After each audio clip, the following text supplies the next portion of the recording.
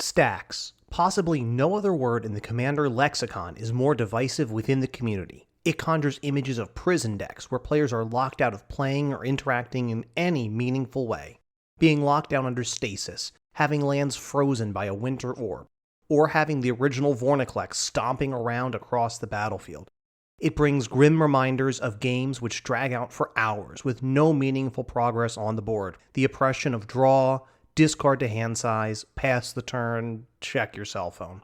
So how does Stax still see so much play in cEDH? And is there any hope for it at more casual tables? Hello and welcome to another episode of Gemstone Mine. I'm John, and today we have another lesson from cEDH. cEDH is a metagame within the Commander format that sits at one extreme with highly consistent, highly efficient decks. Not all cards are equally powerful in all formats, or even in all metagames, but there are lessons to be learned from how people are brewing with the most powerful cards available. While Stax decks get a bit of a bad rap at casual tables, they have seen something of a renaissance in cEDH following the banning of Flash. cEDH Stax decks often attack the metagame from a particular angle, and the skills and nuances which skilled Stax players bring are the lessons that we are going to try to learn today. Fundamentally, Stax is a preemptive answer to an opponent's game plan. Rather than waiting until they cast a spell, you cast a permanent which prevents them from fully utilizing that spell they were going to rely on later during the course of the game. Stax makes the quality of cards opponents have in hand, and which they draw later, much lower than they would be otherwise. They are basically on-board tricks which can stop opponents dead in their tracks. Stax decks work in two different ways. First, there are hard stacks, which set a rule which prevents players from taking normally allotted game actions, or removes choices the player might otherwise have. Stasis causes players to skip their untap step, while Blood Moon prevents players from accessing colored mana from non-basic lands, and Chalice of the Void prevents players from being able to cast spells of a particular mana value. On the other side of the coin, we have soft stacks, which impose a new choice that players have to make between potentially detrimental effects. The namesake of the archetype, smokestacks for example, is a soft stacks effect, which forces players to choose which permanents they have in play which they want to keep, and which ones they can afford to sacrifice. Smothering Tide lets you either pay for each card you draw or allow the enchantment's controller to create a treasure, and Winter Orb lets you either not tap lands for mana, or have access to fewer pieces of mana on the following turn. Stacks can also impact upon multiple different axes, attacking opponents' resources in multiple different ways. In cEDH, the gold standard of stacks is spells per turn, and the defining card for this is Rule of Law. Rule of Law sets a limit on how many spells a player can cast each turn, forcing them to prioritize which spells are the most important for them at any given time, a sort of soft stacks effect. But it also acts as a bit of a hard stacks piece against being able to cast a spell and protect it with counter magic, for example, or following it up with another card to form an A plus B combo, or casting one of the cards just drawn off a spell which refills a player's hand. Similar to Rule of Law, you have effects like Deafening Silence and Archon of Emeria, both of which set limits on how many spells a player can cast each turn. Similar to this are tax effects, which increase the cost to cast spells. Thalia, Garden of Thraben, Vryn Wingmare, and Grand Arbiter Augustin IV all potentially increase the cost of spells that opponents may wish to cast. You can also try to limit access to the cards players have available, such as with Notion Thief, Narset Parter of Veils, or Spirit of the Labyrinth, which limit players to a certain number of cards which they can draw each turn. You can also similarly limit their ability to tutor, with cards like Aven Mind Sensor, Opposition Agent, or even something like Grafdigger's Cage, which hits into play tutors as well as affecting graveyard strategies. Speaking of graveyard strategies, there are a number of different cards which deny players access to their graveyards. Cards like Rest in Peace, Ground Seal, and Ashiok Dream Render. Stacks can also make it hard to maintain creature-based strategies on the field. Grave Pact forces regular sacrifices, while Humility turns off the text boxes for creatures. Linvala, Keeper of Silence, and Cursed Totem both turn off activated abilities on creatures, including effectively being Humility against mana dorks. Stacks can also really hurt artifact-based strategies. Null Rod, Collector Oof, and Stony Silence just turn off artifacts altogether, while cards like Kataki War's Wage puts an upkeep cost on artifacts, often making them prohibitively expensive to keep in play. Kismet effects are a personal favorite of mine, which disproportionately slow down the faster decks at the table. Root Maze forces both artifacts and lands to enter the battlefield tapped, while Blind Obedience does the same for creatures and artifacts, while also having a bit of a win condition in the form of the Extort trigger. Now that we have a bird's eye view of what Stax can potentially look like in a game of Magic the Gathering, what does Stax look like in cEDH in particular? As I mentioned, Rule of Law is the go-to. It is the primary piece of Stax at most tables in cEDH. And why is that? As we mentioned, it stops many A+B win conditions, particularly Thassa's Oracle plus Demonic Consultation. It also makes Ad Nauseam much worse, because once you have refilled your hand with an Ad Nauseam, you can't really cast any other spells at that point, and you're just down to discarding the hand size, removing much of the power that Ad Nauseam has in a metagame full of broken mana rocks. And finally, it is almost impossible to Underworld Breach successfully through a Rule of Law effect. Kenrith Stax, for example, is a deck built primarily around Rule of Law, with a few other powerful effects thrown in to help keep the game on lockdown while you execute your primary game plan.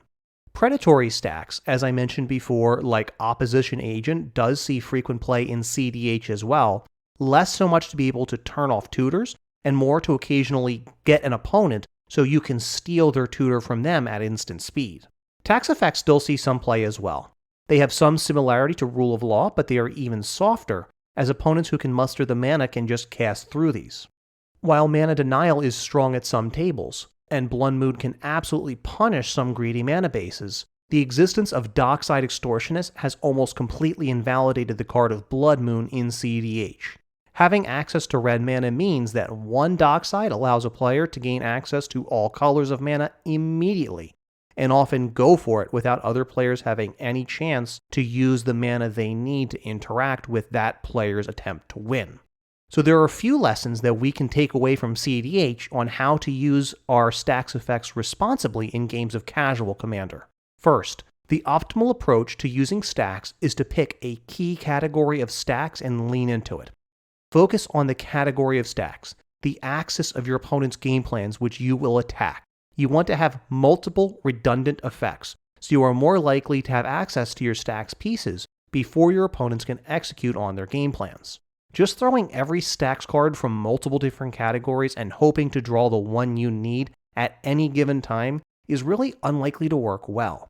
And it also means that opponents can simply remove the lone piece of Stax that stands in the way of them going for it, while leaving everyone else at the table too hampered to stop. Kenrith leans into Rule of Law with a few tutor denial effects like Opposition Agent to deny opponents their most common win conditions, limit their development, and also lean on them to stop them from being able to tutor out an answer for the soft lock. Second, you need to have a way to break parity on the Stax effects that you're playing. In Kenrith, you can lean into the 5 activated abilities that Kenrith has printed on his card to act as a mana sink, developing your game plan while opponents are limited to only a single spell each turn because of your Rule of Law effects.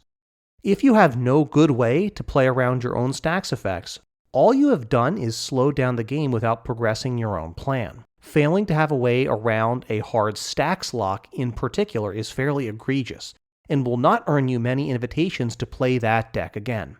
Third, layering Stax is difficult, and having multiple redundant Stax pieces on the battlefield is usually reserved for very specific occasions. It's usually much better use of resources to have a single Stax piece from a given category in play at a time, to avoid being blown out by a card which can answer multiple of your Stax pieces at once. Using cards in hand to protect your lone Rule of Law means you can always follow it up with a Deafening Silence on your next turn if the Rule of Law does get removed. There are certain cases where you want to have multiple layers of Stax in play.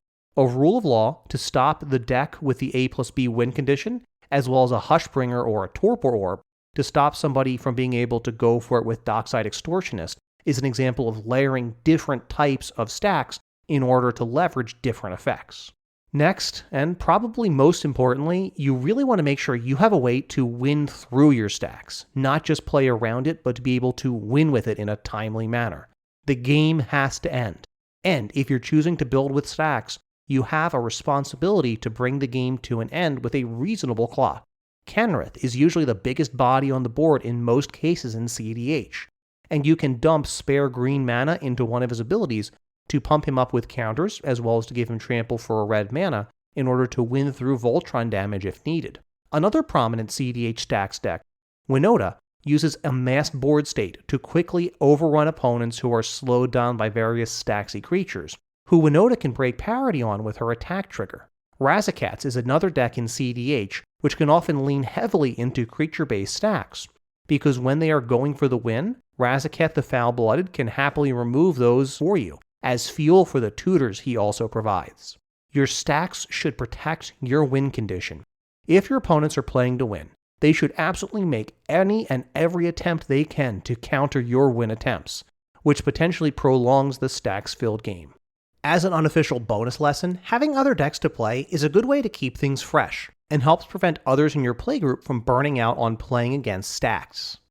Now, let's flip things on its head, and for the most important part of this lesson, we're going to discuss how to beat stacks. The greatest weakness of stacks decks is that there are often multiple ways that you can beat them. The most basic, but arguably the most important thing you can do, is to play more interaction.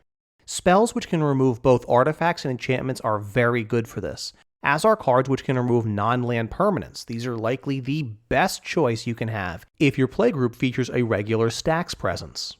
Keep your interaction ready and available for when the time comes to remove a particular stacks piece, something we're going to discuss in more detail in a few moments. Your goal when playing against a stacks deck is to identify which game plans they are going to be attacking, and then trying to identify who at the table is being hurt the most by the stacks effects being put into play. Rule of Law stops A plus B combos and slows most fast decks down significantly. So if you are on a slower, more value-oriented game plan, you may be just fine stopping the Spellslinger deck or the Enchantress deck, decks which will often be drawing multiple cards and casting multiple spells each turn. Effects which lock down lands like Winter Orb are great against green land ramp strategies, and you may be well positioned if you are on an artifact-based strategy and have lots of mana rocks to ramp out with, while the Landfall deck is being heavily slowed in development by Winter Orb. Remember, you have 3 opponents, but each of those opponents has 3 opponents as well. Use your opponent's stacks against your other opponents. Threat assessment is the key to go a step beyond how does that piece of stacks hurt me, and to understand how does this stacks piece hurt my other opponents.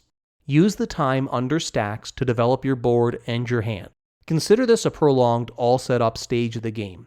With your other opponents hampered, you have a bit more freedom to develop, as usually only the stacks player themselves can play totally normally under the stacks effects they have brought to the table.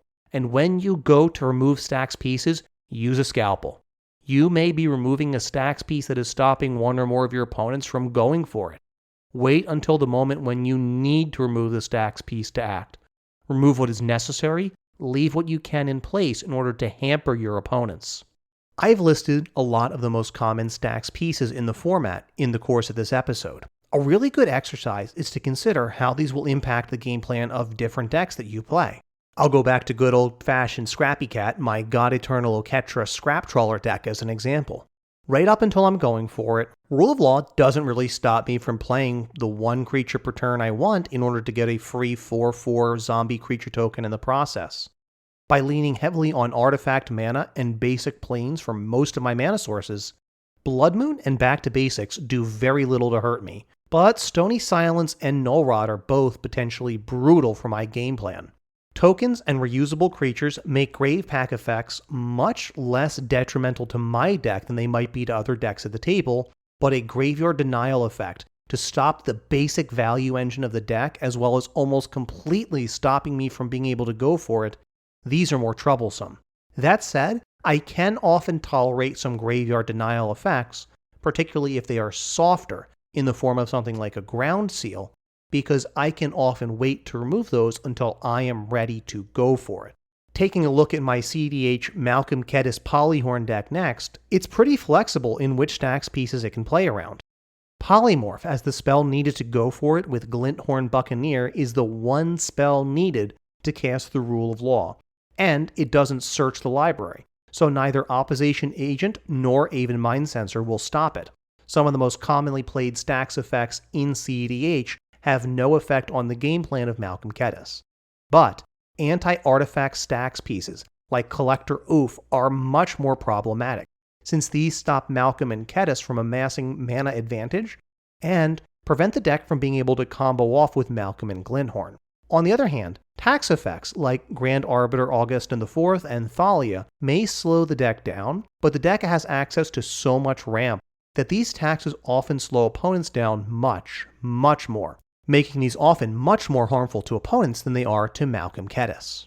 So in closing, Stax is often misunderstood as a game plan. In spite of its reputation, when used correctly, Stax can make games much more memorable and enjoyable for everyone involved, with lots of interaction and plenty of time to develop interesting board states. Rule Zero talks are the perfect time to discuss Stax decks being included in a game. Use it as an opportunity to identify the type of stacks the deck might be leaning on most heavily. Remember that a deck with a small number of Stax pieces, such as a single Spirit of the Labyrinth or Aven Mind Sensor in a mono-white deck, these do not necessarily qualify as true quote-unquote Stax decks. There is often a fine line between what constitutes a true lockdown Stax deck and a more mid-range deck simply trying to slow opponents down by a half step in order to allow their value engine to take over. Feel free to ask the Stax player what their win condition is as well, reinforcing that it is important for them to be able to bring the game to an end, particularly if their primary game plan is to lock the board down hard under a powerful Stax lock. I don't think that it's right to have a blanket no Stax ever rule in your playgroup though. The Rules Committee has done a very good job of banning the most egregious Stax pieces, particularly Stax pieces in the command zone, so they are no longer available in the format. You're not going to run into Leovold or Braids in any game of Commander, so you don't have to worry about the most powerful Stax effects available in the game coming out of the command zone. Playing around Stax pieces can also be a great puzzle to solve, and can test your deck and gameplay skills in a way that no other archetype really can. Remember too that it's on the Stax player to make sure that they Stax responsibly.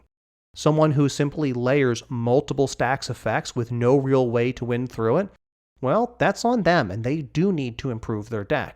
But someone who's playing in good faith into your particular metagame with a Stax deck, that player should have a seat at the table as well. As an alternative to maintaining an alternate ban list which bans all Stax effects from your game, you may consider limiting it to one Stax effects per game session instead. This way, it gives the person with a Stax deck a chance to play it once in a while, instead of essentially saying that their deck is not welcome at your table. But we want to hear from you. Do you have any other lessons you've taken away from playing with or against Stax decks? Leave us a comment on YouTube, where we are Gemstone Mine Podcast. Add us on Twitter, where we are Gemstone Mine MTG, or send us an email, where we are gemstoneminepodcast@gmail.com. Until next time, I'm John, and this is Gemstone Mine.